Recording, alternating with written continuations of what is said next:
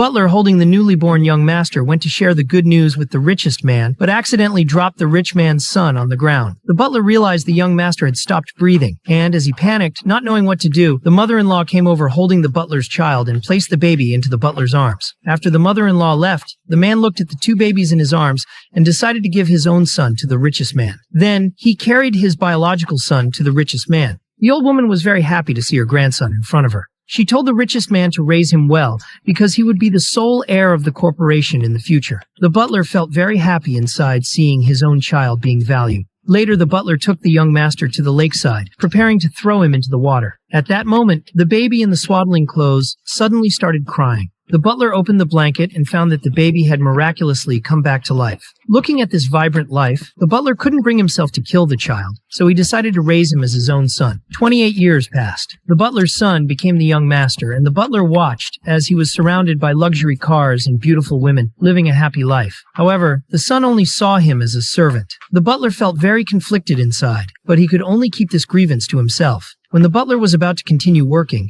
the tool in his hand accidentally scratched the luxury car. The young master was furious and slapped the butler twice. Coincidentally, the butler's adopted son witnessed this scene. He rushed over and pushed the young master away. The butler, afraid of their identities being exposed, never allowed his adopted son to come to his workplace. In fact, the adopted son was there today to bring ointment for the butler. But the butler only wanted to drive his adopted son away. However, the young master would not let them go so easily. He demanded that the butler's adopted son kneel and apologize to him. The adopted son, unwilling to submit, stepped forward to argue with the young master. But to protect the young master, the butler slapped his adopted son and made him apologize immediately. Under the butler's pressure, the adopted son finally knelt before the young master. At that moment, the assistant came and told the young master that his mother was dying of liver cancer. He was told to rush to the hospital to get tested for a liver match for his mother. The young master hurried to the hospital. The father, seeing him, expressed hope that he would donate part of his liver to his mother. As the doctor was about to test the young master's liver, the butler stopped him, fearing that the young master's true identity would be revealed. The butler then tried to convince the young master that the surgery was too risky, urging him not to go through with the match. After hearing the butler's words, the young master hesitated. The father, standing nearby, urged him to go in and save his mother. But the young master pulled away, saying that he was still young and couldn't sacrifice his future to save someone else. The father angrily yelled at the butler, telling him to stop talking. Then the young master clearly stated that he was not willing to donate his liver. The father, deeply disappointed,